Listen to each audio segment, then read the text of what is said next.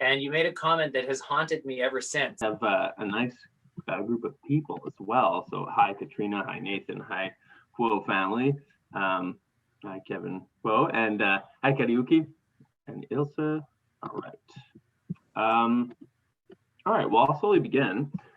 Thank you everyone for coming to this second event of the 2021 STANDD Speaker Series. Very happy today to be hosting Alex Oehler, a professor at University of Regina, and he did his PhD at the University of Aberdeen, and he's the co-editor of a recent book, Multi-Species Households in the Sayan Mountains, Ecology at the Russia-Mongolia Border. And that's a real fun book, and I gotta say it's an important book, and it's the first of its kind, really tying in together scholars at various levels doing work on both sides of that interesting border. And it was an honor to be a part of, but even more fun to read. So today, I mean, without further ado, really, I'll introduce Alex so he can talk to us about the ethic of care and life apportionment. So without any further ado, thanks, Alex, for coming, and the spotlight is yours. Thank you. I'll share my screen now. I'll broadcast my screen.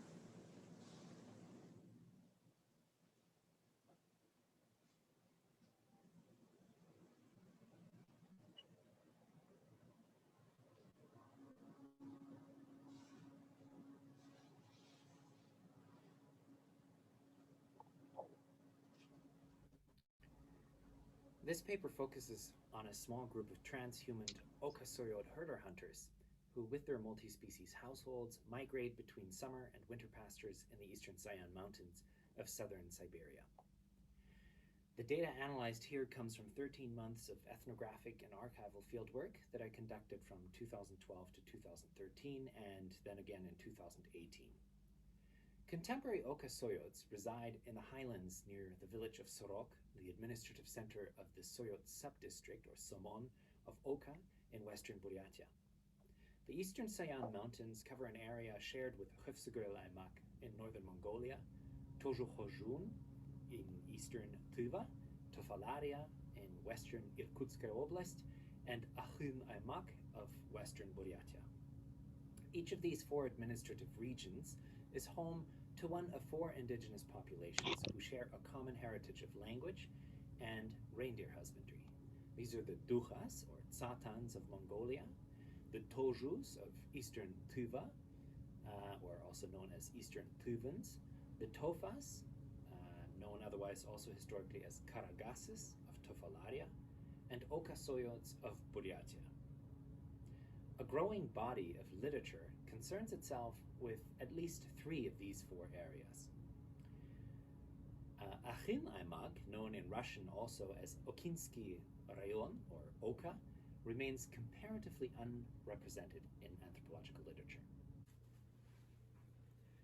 Unlike Dukhas, Tojus and Tofas, who have maintained their reindeer herding practices to varying degree into the 21st century, Soyots transitioned from reindeer to yak and dairy cattle, breeding as early as 1900.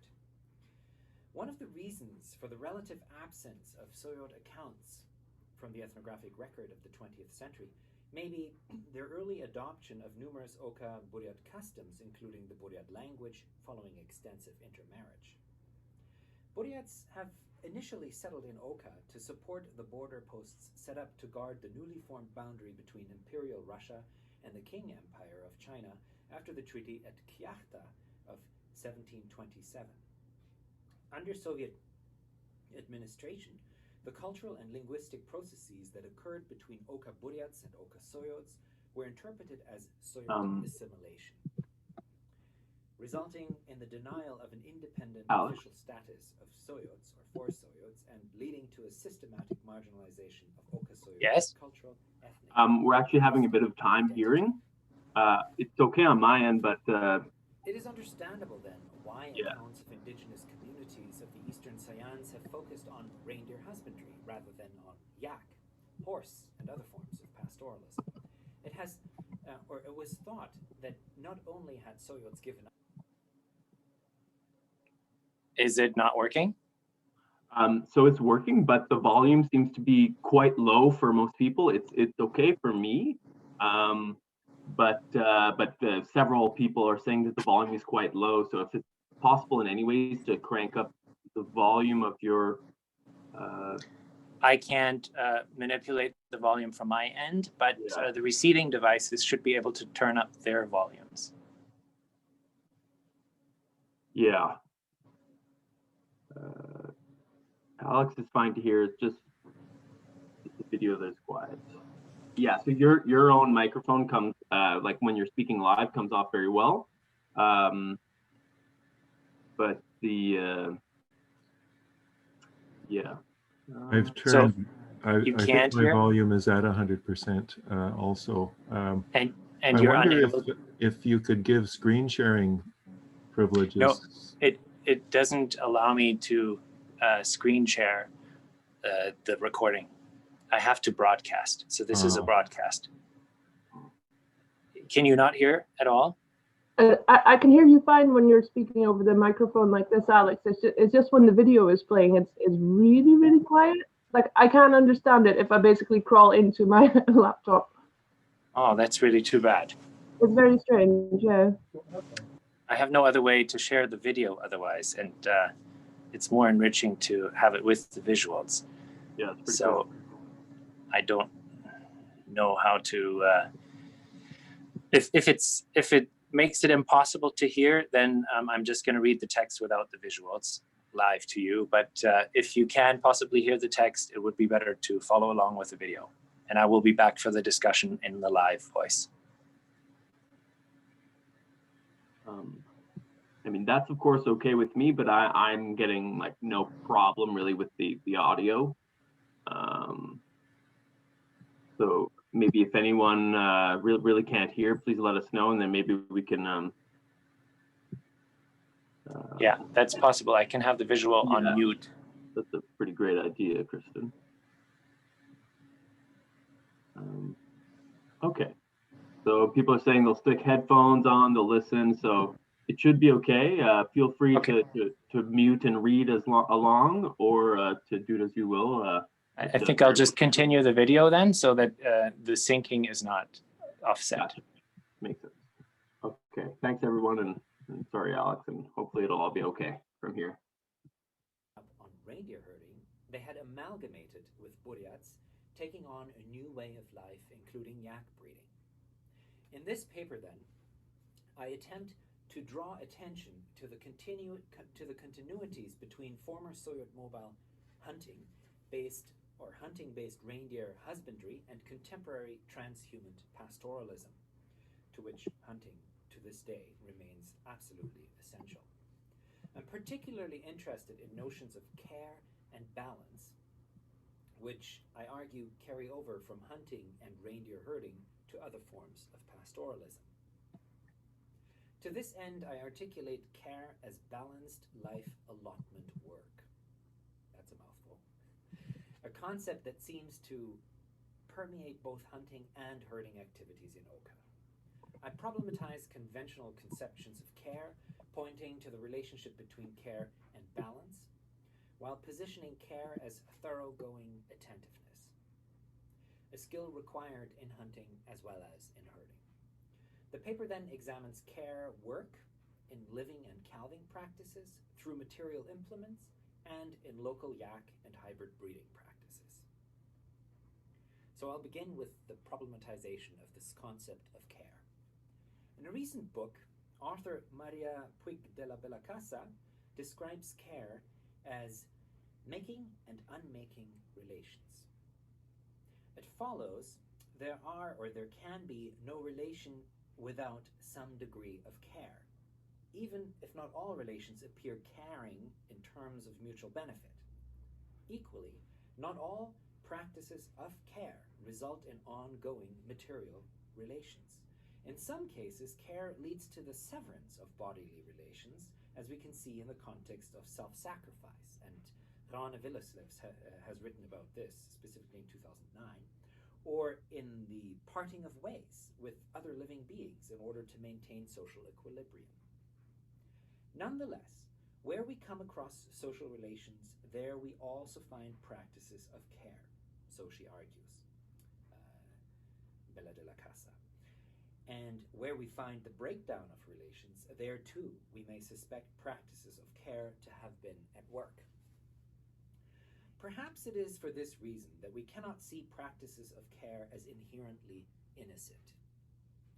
Yet, for Puig de la Bella Casa, care and relations are inseparable.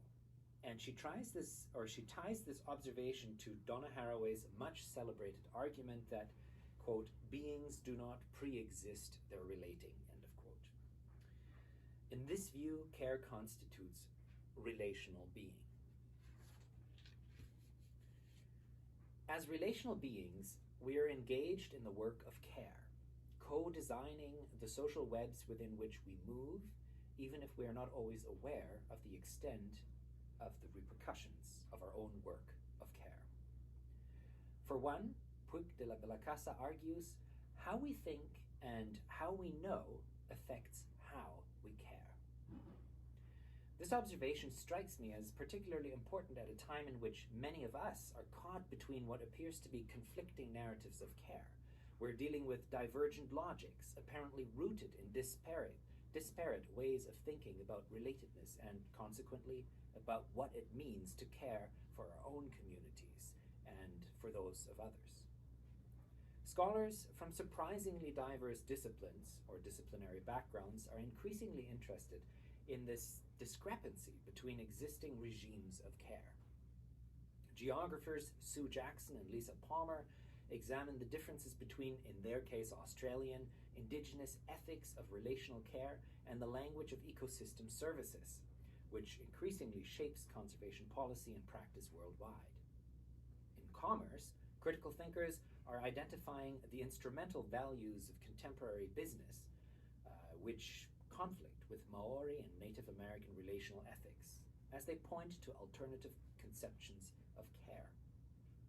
Sustainability scientists such as Simon West and colleagues recognize the political positioning of care work, pointing to, quote, grudging forms of care, end of quote, such as those found among Indian hill farmers dealing with destructive elephants, or to the non-innocent care work of land contestation. Not only does their work confront us with conflicting ideas of what it means to care, but also with the finer nuances of care. Puig de la Bella Casa's vision, quote, speaks of care as a manifold range of doings needed to create, to hold together, and sustain life and continue its diverseness, end of quote.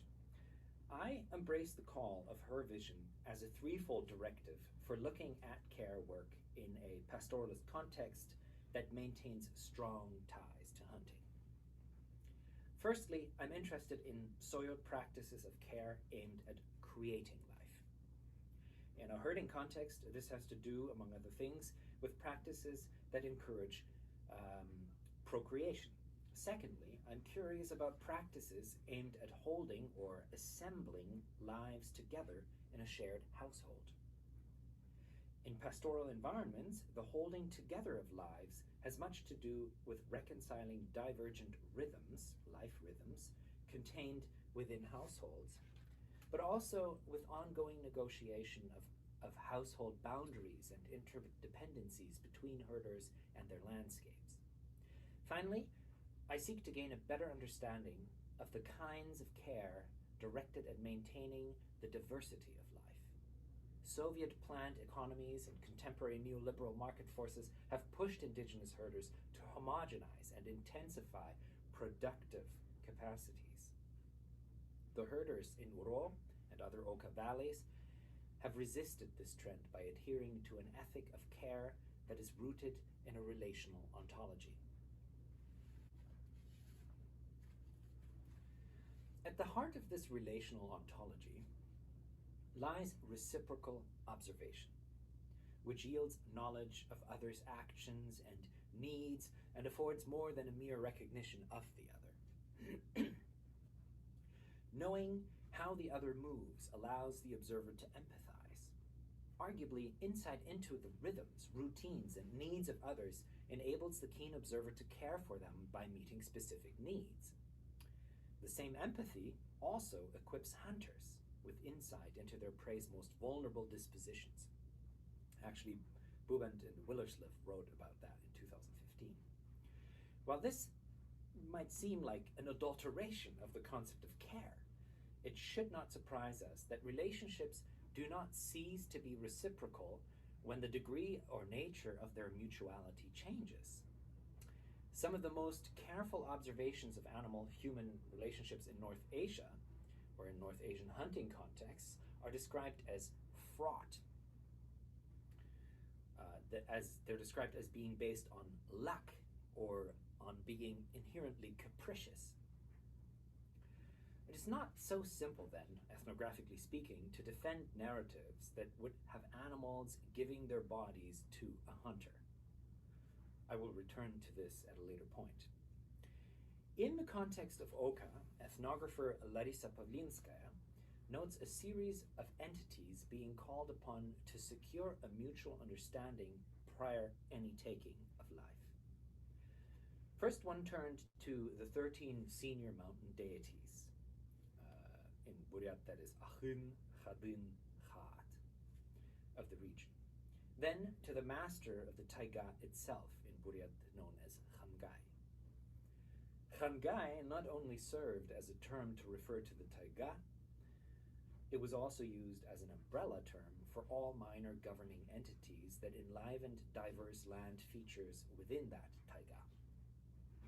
A hunter would then call upon the protector entity of hunters in the taiga, known as Andabar, who was embodied in a talisman known as Ongon. In either case, the taiga allotted hunters a set number of animals to take per outing and throughout their lifetime. Harmonious relations had to be maintained with all of these entities, and if a hunter had reached his or her allotted number of animals at any given time, further taking of life would disrupt the balance in his or in her relationship with the taiga. In anthropology, we commonly encounter accounts of animals willfully rendering their bodies as a way of caring for hunters and their dependents in exchange for observances that ensure the animal's proper reincarnation. Brightman has written on this as early as 1973. And we see it in the Canadian Arctic being mentioned by Longrand and Austin in 2015.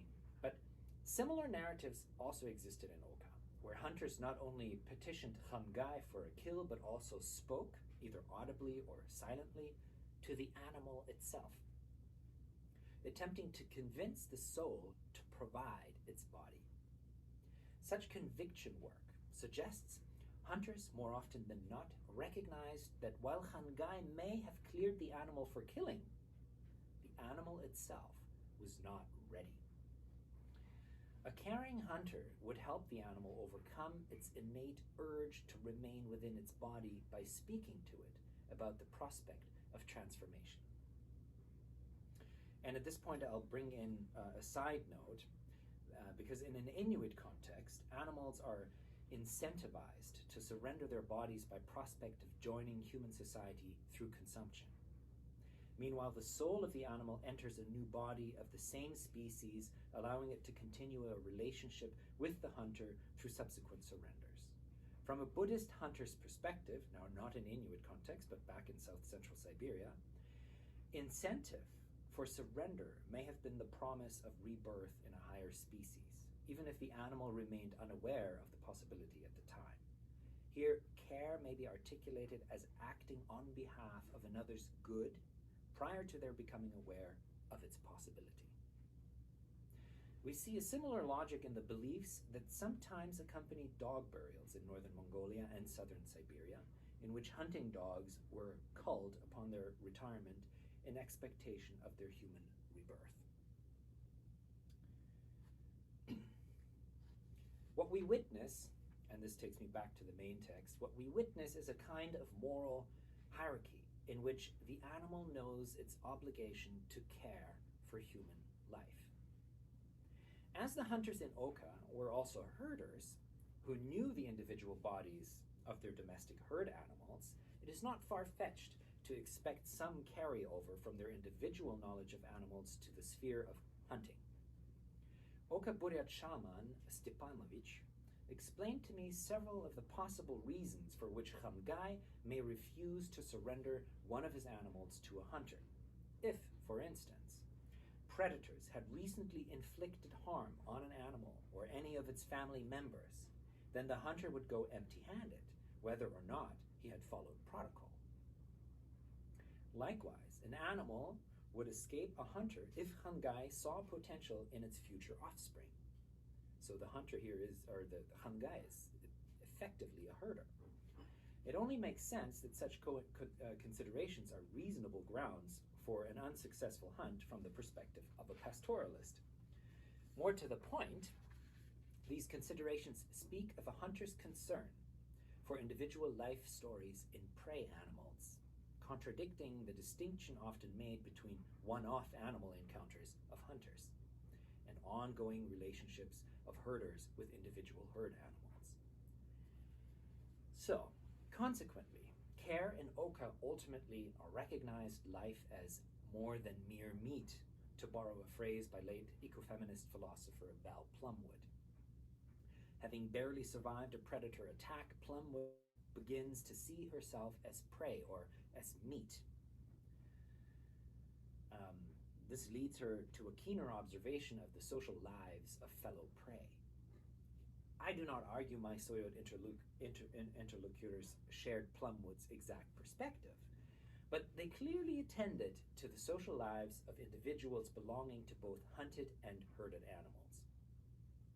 Due to the intermittent coexistence, a term coined by Charles Stepanov, of transhumans, Soyot herders often observed the social lives of domestic horses, yak, and reindeer from a distance, much like a hunter would observe the movements of wild game. Based on marks left on their bodies or in the landscape, people formed an image of their social goings-on, of the other species' social goings-on. Similarly, herders taught their children how to interpret tracks to gain insight into the social lives of a family, as they would say, of wolves, or how to read recently abandoned sleeping nests of a mother musk deer and her young. In all of these scenarios, the concern lay with the sociality of other beings, domestic or not. And this takes me to the section on the care work of balance, specifically. Oka Soyots have been exposed to Mongolian and Tibetan Buddhism since the mid-18th century, but a true following came to be observed only by the late 19th and early 20th centuries. At the time of my fieldwork, many herders at Uro were committed to an ethic of balance found in an indigenous animist perception of the environment, as well as in practices rooted in Buddhist lore. We find a similar concept of balance described in literature on Altai, where it relates to the concept of measure, or kiri. However, the idea of maintaining balance in all social relations finds parallel across North Asian animist contexts and beyond. In the case of the Ifuago of northern Luzon in the Philippines, anthropologist Jon Henrik Ziegler describes animist as an ontopraxis, animism as an ontopraxis, operating on an ethic of balance in which spirits are the source of both life and death. An example of maintaining balance with the spirits of Oka comes from hunters who would claim fewer lives than Khamgai had offered them. By so doing, they would accrue favor, which they could invoke in their future encounters with animals. Pavlinskaya describes the care work of hunters prior to departing into the forest. Andabar would be fed through the fire from the right, male side of the hearth in a hunter's home. 2 small felts were laid out, one for Andabar, the other to accommodate the wooden cups that contained the food to be sacrificed to the protective entity. When performed from home, A hunter would rest on one knee in front of the hearth, feeding the fire to address Gal Burhan, master entity of the household's hearth. Serving as mediator between the master of the household and the governing entities of the wider environment, Gal Burhan would call the latter into the hearth. After feeding Gal Burhan to bring in Khamgai, the hunter would take several coals from the fire, and covering them with juniper twigs, he would sprinkle the smoldering pile with butter, milk, or meat. With Khamgai present, the hunter could now petition the taiga to direct game toward him or her. This care work of balance in one's relations extended beyond hunter-prey contexts. In fact, as Pavlinskaya points out, the Buryat etymology of anda is tied to the idea of brotherhood or friend from another tribe. It suggests a form of exchange, including marriage and kinship, which, according to Pavlinskaya, is indicative of a symbolic marriage between hunter and taiga.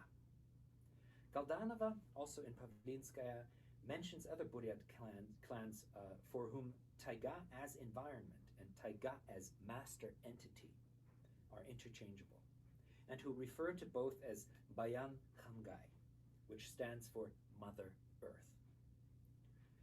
It is this femininity, according to Pavlinskaya, that helps explain why Andabar was fed not only to petition a safe hunt, but also when disease befell the udders of domestic cows and reindeer or a woman's breast.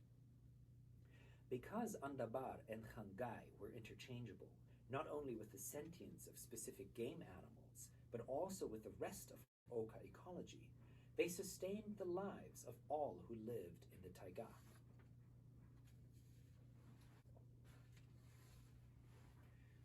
The Swiss-Russian anthropologist Bernhard E. Petri, Eduardovich, who spent much time, according to recording the lifeways of Tofas of Karagas, the northwesterly neighbors of Oka residents, describes a similar sense of overarching care extended by Khamgai, in Tofa he's called Dag Ezi, to domestic and non-domestic reindeer herds. Tofas made supplications, prayers, to Dag Ezi on behalf of the well-being and multiplication of domestic reindeer, as well as for success in hunting reindeer of the taiga. Herds in the care of human households and herds in the care of the taiga equally relied on abundance of lichen, and both were subject to predators. These parallels between domestic and taiga herds were not limited to reindeer. If the taiga kept a multitude of different species under its purview, then so did humans within their households. Some have described the phenomenon in terms of a perspectival inversion, from which, in the eyes of Khamgai, the game of the tundra, or of the taiga, constitutes a well-protected domestic herd, while the stock of human households becomes game in the eyes of Khamgai's taiga dwellers. And this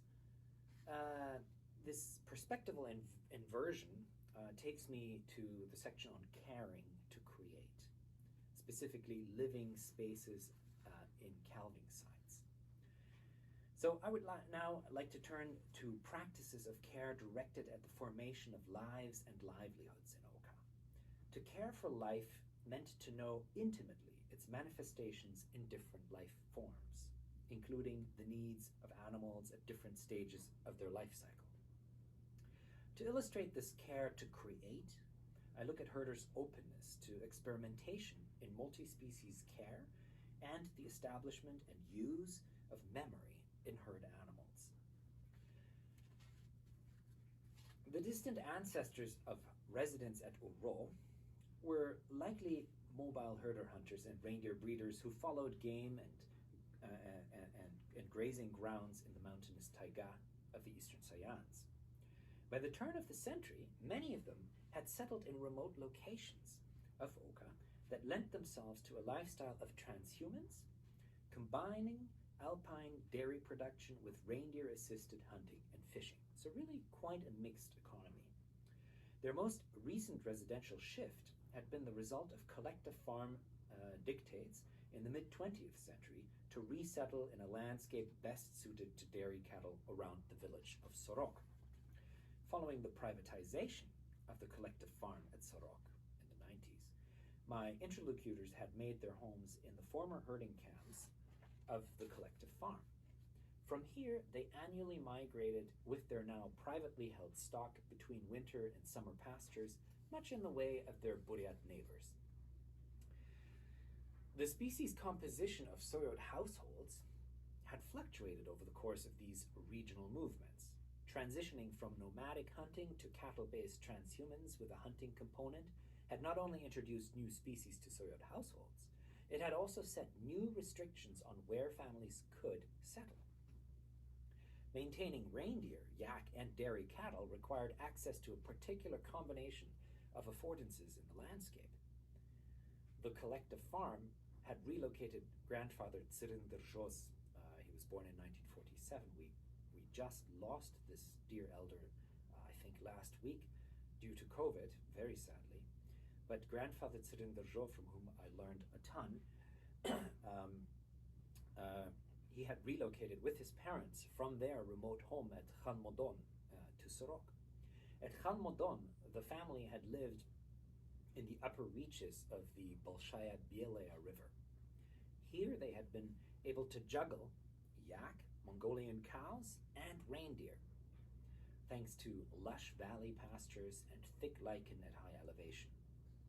By contrast, the collective farm at Sorok had intensified its dairy production, relying on grass pastures amidst fewer alpine peaks.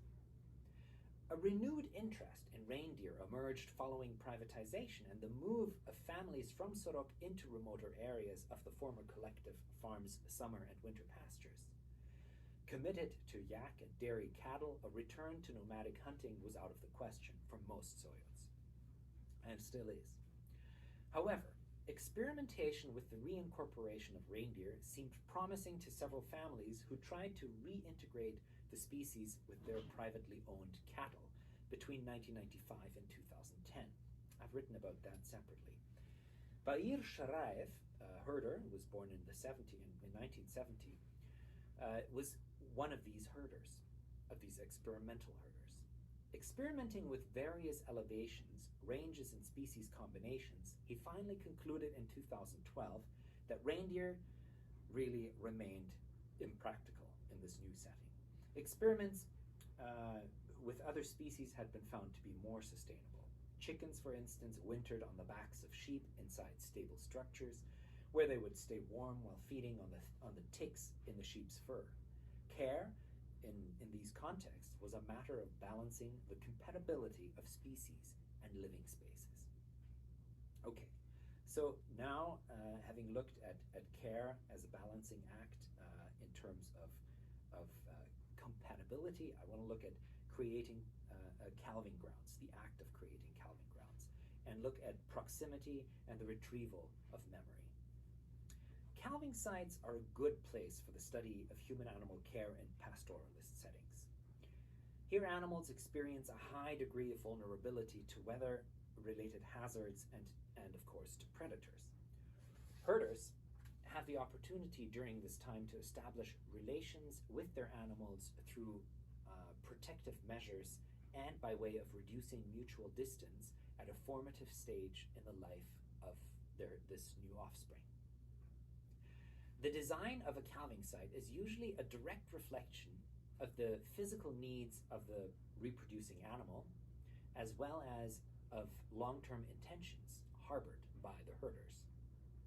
Care, in this context, is a multi-intentional effort in which there occurs a reciprocal exchange.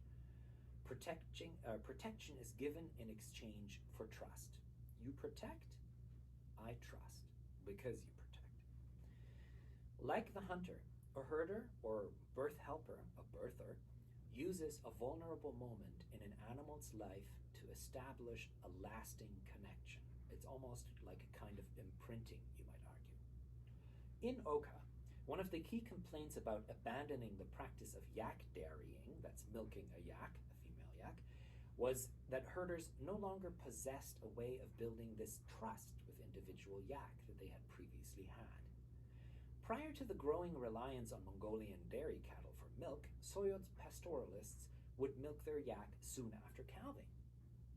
The close proximity between milker, mother, and baby yak facilitated a degree of familiarity with humans that would last throughout the life of yak belonging to both sexes.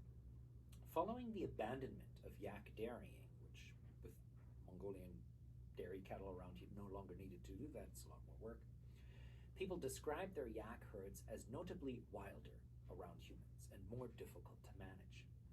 It had also become difficult to locate newborn yak, with their mothers deliberately hiding away their young from predators and householders. On occasion, mother yak deliberately misled herders searching for their young. Yak mothers would eventually bring their young to human encampments, but it would be too late at this point to establish true trust and familiarity with the new offspring. To prevent this loss of familiarity, reindeer calving sites are designed to facilitate close proximity between humans and animals. Pregnant and lactating deer benefit from human protection, while herders use their proximity to build trust with offspring.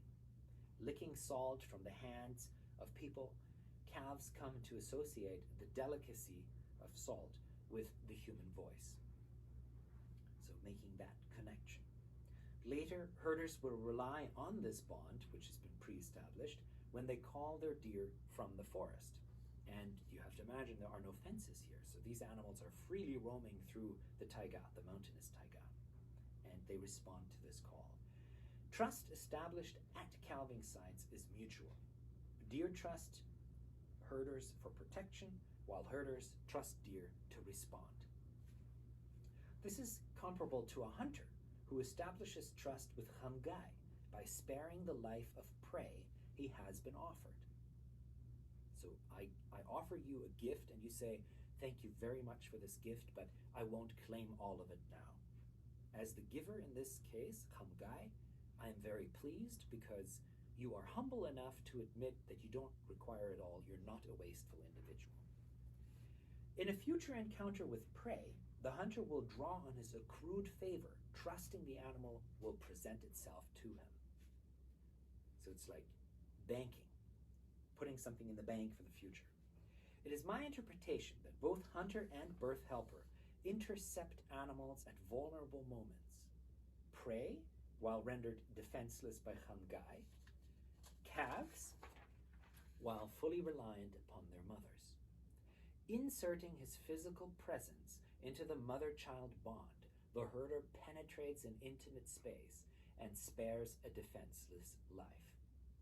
Like the hunter, he will invoke his accrued favor, trusting the animal will respond to his call. The argument that herders or birth helpers actively build trust with herd animals challenges the juxtaposition of trust and domination put forth by Tim Ingold in 2000. Ingold identifies trust in relations between hunters and their prey because prey animals are able to resist capture. This is his argument from 2000. If they surrender their bodies, it is because they care for the life of the hunter. A hunter must therefore trust prey to act upon its ability to care in what Nurit Bird-David calls a, quote, cosmic economy of sharing in her famous paper from 1992, end of quote. Ingold acknowledges that both herders and hunters care for animals. However, quote, it is care of quite a different kind, as herded animals are not themselves empowered to care, end of quote. This is Ingold from 2000. I agree with Ingold that masters generally decide on the ultimate fate of their animals. Yet human and spirit masters build trust in animals by caring for their social relations. Conversely, the power to care and trust is evidenced in herded animals' ability to reject their herder's solicitation. They don't have to come if they don't want to. It's not like they're being pulled in by a rope. This is seen in overgrown pelt markings of free-roaming reindeer in tofa herds, which indicate some animals skip one or more annual roundup cycles before deciding to return to their human owners on their own volition. Most reindeer return every season to their human owners. Some decide to skip a year or two. So this shows us is a good example of that agency in these animals. And that takes me also to the next point here of holding life together, the materiality and care by extension. In transhuman households, where the distance between people and animals fluctuates seasonally, herders work hard to instill, build, and refresh memory of previous encounters in their animals. In other words, interspecies communities rely on constant rekindling of pre-existing social ties. You haven't seen your human fellow for so long, for so many months over the winter, and so the memory of that relationship from the previous season needs to be rekindled.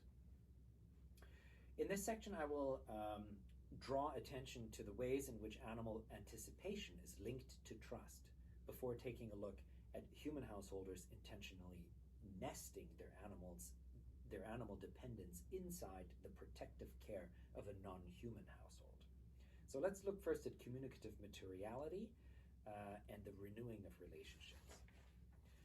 Herders at Uro would round up their horse groups after a long winter, during which the animals ranged freely, self-provisioning for their survival. Some households had up to 60 horses, among whom were a smaller number of trained animals for riding. Bringing in trained and as yet untrained horses could pose a challenge, a significant one. While people were familiar with their horses' preferred locations in the landscape, come roundup time in April or May, the animals would keenly avoid their captors. In some cases, households had to feed a designated horse through the winter to secure transportation to reach the others in spring. The rounding up procedure resembles a dance in which people gently directed their animals toward the household's quarrels.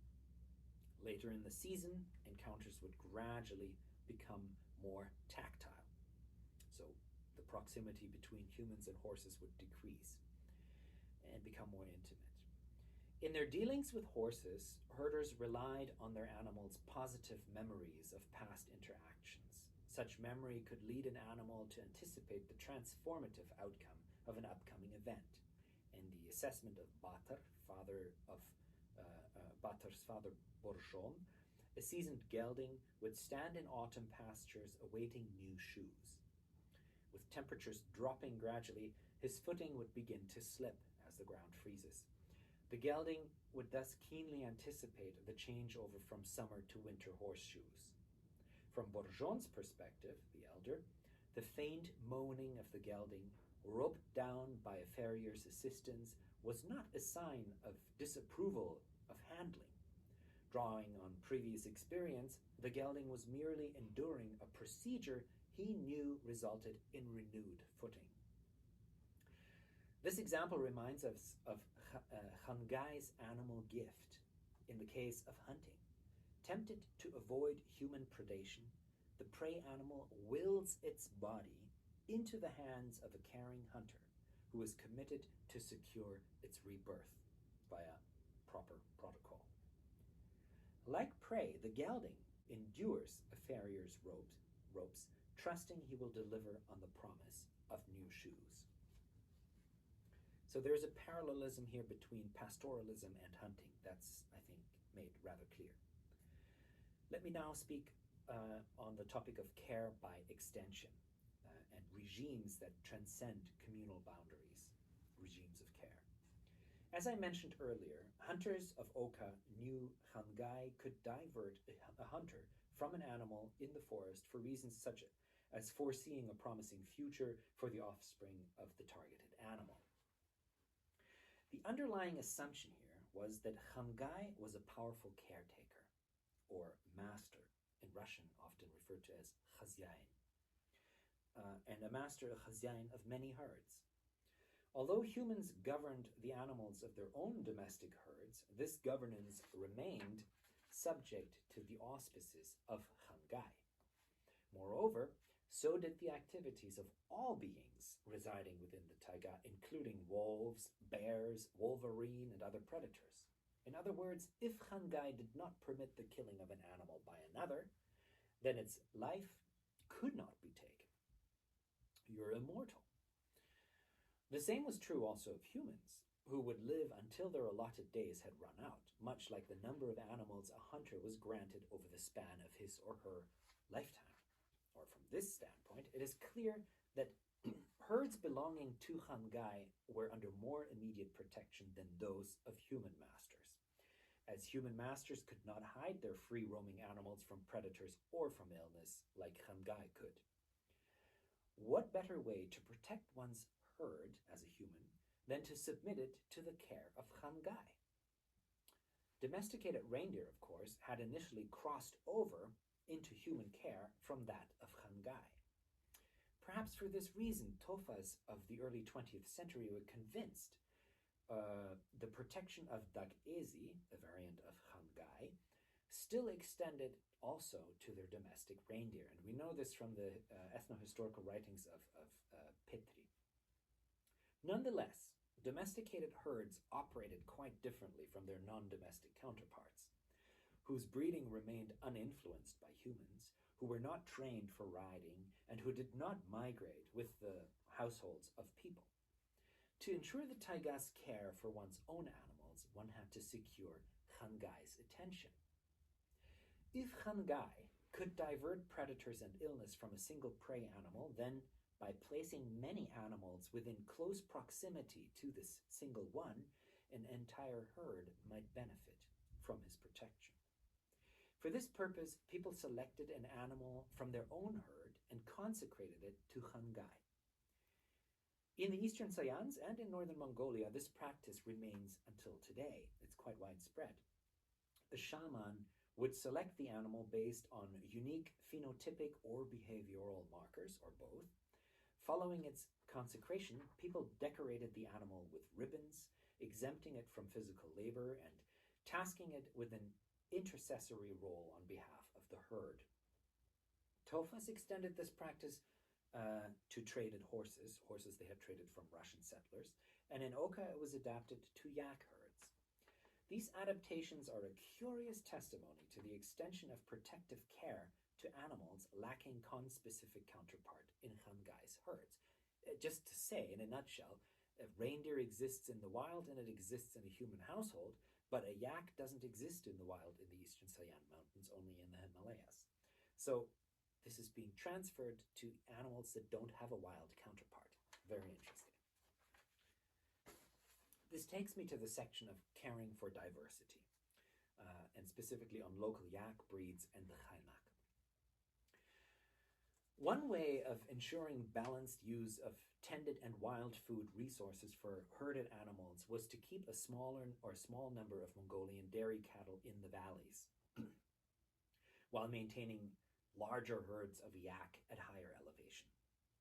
Unlike dairy cattle, yak could self-provision away from pastures all year round, or especially since the privatization of collective farms, residents of Oka invested in reclaiming and protecting their local breed of yak, known for its resilience and coat color diversity.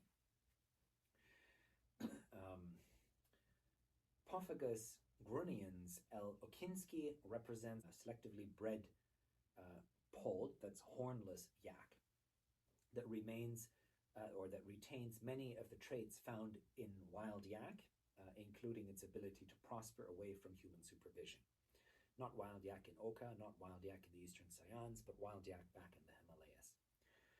By protecting the yak breed, people were able to maintain balanced access to a diversity of feed resources. The care work of balancing resources also tied to the emergence of hybrid cattle in Oka. The Khainak, or Khainak, is a cross between Mongolian dairy cattle and local yak. In many ways, the Khainak has taken pride of place for Soyots that reindeer once held. They really have, in many ways, practically replaced reindeer. Herders at Oron saw in Khainak an ideal balance between the resilience of free-roaming yak and a milk productivity approaching that of pasture-bound dairy cattle. Not quite, but pretty close. To achieve this combination, a breeder had to overcome a series of challenges. Although overlapping, the mating seasons of yak and cattle are not identical. So that leads to some complicacy in reproduction. But they do not graze in the same areas, and unless raised together, opposite sexes are often not actually even attracted to each other. Yet, yak mothers experience difficulty in birthing the larger hybrid offspring requiring human assistance. So hybrid breeding is absolutely dependent on human engagement in most cases. In spite of these challenges, breeding Kainak makes sense in terms of their combined productivity and resilience. They also help buffer the unpredictability of annual pasture yields. Offspring from a cross between a cattle bull and a yak dam will result in a Kainak calf that joins its mother's yak herd in the mountains. The opposite is true of a Kainak born to a dairy cow, and this gets a bit technical here, zootechnologically, which will stay with its mother near the human household. So female Kainak that grow up as part of a dairy herd will produce relatively less milk, but they will also require less hay and are more resilient in inclement weather.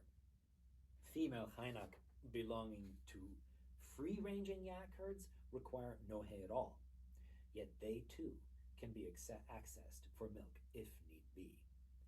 So crossbreeding then is a kind of balance work that connects diverse movements or movement patterns in more and less resilient herds. In this way, care for diversity helped maintain a life-sustaining balance between different resources in a shared landscape. Now, a few concluding remarks to these observations. In this talk, I set out by problematizing the concept of care in Soyot and Tofa pastoral hunting contexts of the Eastern Sayan Mountain region. And I tried to reframe the concept of care as a set of attentive practices dedicated to balancing the allotment of life and resources across diverse species. Attentiveness here referred to a nuanced awareness of the social lives of others, including the calculated management of lives and needs and their enfolding into households. From this perspective, I tried to focus on practices of care that are guided by an ethic of balance, which prevents full control of one species over another. So it's inherently anti-anthropocentric to a degree, enabling agents to respond to the presence and engagement of others. Ethnographically, the article, or in this talk today, explored the concept of care and balance in three contexts. Firstly, the care work of creating life, then of holding life together, secondly, within the household, and finally, of maintaining diversity in life forms. We looked at Soyot and Tofa experimentation with diverse species combinations in varied landscapes, positioning openness and innovation as a form of care. And next, I tried to examine calving sites where herders, like hunters, penetrate spaces of animal vulnerability to establish mutual bonds of trust. In the context of holding life together, inside and between households, I also looked at horses submitting their bodies to the care of a farrier in anticipation of transformation, much like prey rendering its body to a hunter in anticipation of rebirth. I then looked at care by extension, in the example specifically of animal dependents of human households who are nested within the care of spirit households to form more than human allegiances. And finally, I looked at care in the context of balancing species and resource diversity in examples of yak and of hybrid breeding. So I guess I have attempted to offer maybe a slightly more nuanced approach to the concept of care, providing hopefully a deeper appreciation of the shifting hierarchies and intentions embedded in domestication and predator-prey relations of southern Siberia here specifically, but also beyond, and hopefully applicable in some ways to the fields of studies and research that you are conducting. So I think future scholarship on care in mixed and herding contexts should follow what phenomenological thinkers, including anthropologists, have done for the notion of empathy. In recent years specifically, I'm thinking here of Thrope and Zahavi, which I think is forthcoming or now out, but also Buband and Willerslev in 2015 presented the concept of empathy as extending far beyond the popular notion of virtue, pointing instead to its capacity as a seductive, deceptive tool in the hands of Siberian hunters. I like that. That's productive ground to work with. So I have attempted to provide ethnographic examples here suggesting a similar multi-sidedness for the notion of care, positioning it as a practice of mutual life apportionment that transcends the limitations, by far transcends the limitations of hunting contexts.